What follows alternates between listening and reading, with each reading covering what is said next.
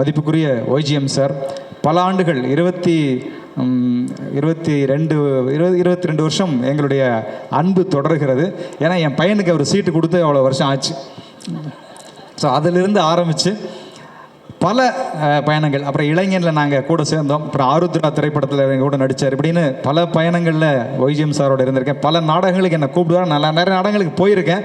ஆனால் பாருங்கள், இந்த சாருகேசி படத்தில் வந்து முழு பாடலும் டயலாகும் எழுதினாலும் நான் மேடை நாடகத்தை பார்க்கவே இல்லை.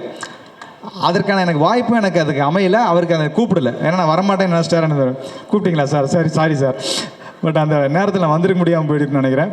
பட் இருந்தாலும் அதை நான் பார்க்காதது எனக்கு ரொம்ப பெரிய ப்ளஸ்ஸாக இருந்தது. ஏன்னா அதில் இருக்கிற அந்த டயலாக்ஸ் என்னவா இருந்திருக்கும் அப்படிங்கிறத என்னை ஒரு வகையில் அதை இன்ஃப்ளூயன்ஸ் பண்ணி மாற வச்சுருக்கும்.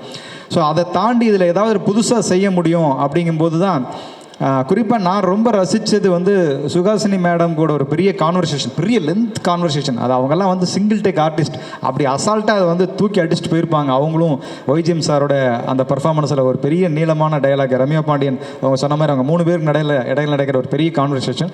அதே மாதிரி அடுத்தது தலைவாசல் விஜய் சார் அதில் இருப்பார். ஸோ சத்யராஜ் சார் பேசுகிற அந்த சத்யராஜ் சாருடைய கதாபாத்திரம் கொஞ்சம் சஸ்பென்ஸாக வச்சுருக்காங்கன்னு நினைக்கிறேன், அதனால் அது அப்படி இருக்கட்டும். பட் அவர் நடித்த அந்த கதாபாத்திரத்தினுடைய அந்த டயலாக்ஸ் வந்து அது உண்மையிலே படம் பார்க்குறவங்களுக்கு ரொம்ப ஒரு பிடித்தமான ஒரு இடமா இருக்கும்னு நினைக்கிறேன்.